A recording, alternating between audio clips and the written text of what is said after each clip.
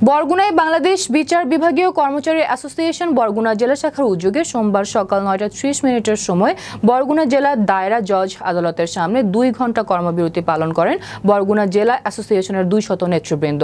কর্মবিরতির মধ্য দিয়ে কর্মচারীরা দাবি জানিয়েছেন বিচার বিভাগের জন্য সুপ্রিম কোর্টের অধীনে পৃথক সচিবালয় করত অধীনস্থ আদালত ট্রাইব্যুনালের সহায়ক কর্মচারীকে বিচার বিভাগের সহায়ক কর্মচারী হিসেবে বাংলাদেশ জুডিশিয়াল সার্ভিস বেতন স্কেলের আলোকে বেতন ভাতা প্রদান সহ বিদ্যমান।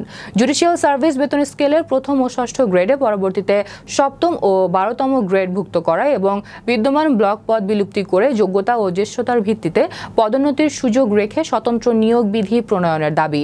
এ সময় বক্তব্য রাখেন বরগুনা জেলা অ্যাসোসিয়েশনের সভাপতি মোহাম্মদ আক্তার হোসেন, উপদেষ্টা মোহাম্মদ ইব্রাহিম খলিল সহ বরগুনা অ্যাসোসিয়েশনের নেতৃবৃন্দ। আলাদা সচিবালয় করত, ওই সচিবালয়ের বিচার বিভাগীয় যে স্কেল আছে জুডিশিয়াল পে স্কেল, সেই স্কেলের সাথে অন্তর্ভুক্ত করা এবং এর সাথে যে বিচারকরা যে সুবিধা পায় সেই সুবিধা দিয়ে আমরা যেন পাই সেই দাবি। এরকম মাঠে নামা আমাদের কথা ছিল না। আমাদের কেন্দ্রীয় নেতৃবৃন্দ একাধিকবার তাদের সাথে বৈঠক বসছে, কিন্তু আশানুরূপ আমরা কোনো রেজাল্ট এবং ফল পাইনি।